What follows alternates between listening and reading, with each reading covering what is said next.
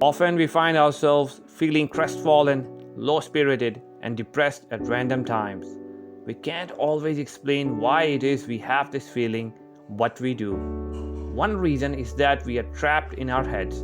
We sit all day and let our minds wander, producing more negative thoughts, which is not healthy, of course. At times, we might have thoughts that we could rather not have, such as persistent worries, recurring concerns, or a visit from anxiety. Often, the more you try to free your mind from these thoughts, the louder these primarily become. With the ever-rising high level of depression and anxiety in the society, much of the focus by many philosophers, theologians, and other spiritual leaders primarily revolves around the conflicts inside human brain. There is much talk about liberating the mind from such anarchy and find a way out so our human brain can free itself from conditions imposed by religion, culture, and society around it. In order to achieve such state, practices of yoga, meditation, and other exercises so one can achieve mindfulness are advertised and cherished worldwide.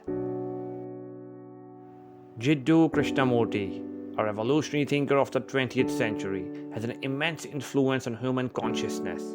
He was an eminent writer and speaker on philosophical and spiritual issues, including psychological revolution, the nature of the human mind, consciousness and evolution, meditation, human relationships, and bringing about positive social change.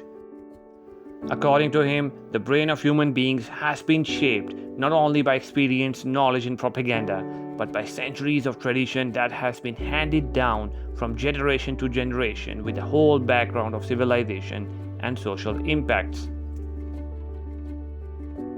Krishnamurti highly opposed the idea that we can possibly free our minds from conditioning, as our mind is a total consciousness, with all its different layers of knowledge, acquisition, tradition, racial instincts, memory. Such a mind cannot be free, since any movement of the mind to be free is the result of its conditioning and must bring about further conditioning. If this is case with our minds, then what is the solution? How do we escape this inevitable dogma? Krishnamurti answers, conditioning cannot be dissolved through effort, through time. Perhaps a way of saying that conditioning cannot act on itself. According to him, we have to realize that our attachment to a person, to work, to an ideology is the conditioning factor. This is the thing we have to understand and not seek a better or more intelligent escape. All escapes are unintelligent, as they inevitably bring about conflict. To cultivate detachment is another form of escape, of isolation. It is attachment to an abstraction, to an ideal called detachment.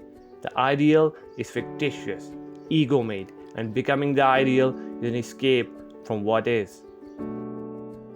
Thinking about the problem is escape from the problem, for thinking is the problem and the only problem. The mind, unwilling to be what it is, fearful of what it is, seeks these various escapes, and the way of escape is thought. As long as there is thinking, there must be escapes, attachments which only strengthen conditioning. Freedom from conditioning comes with the freedom from thinking. When the mind is utterly still, only then is there freedom for the real to be.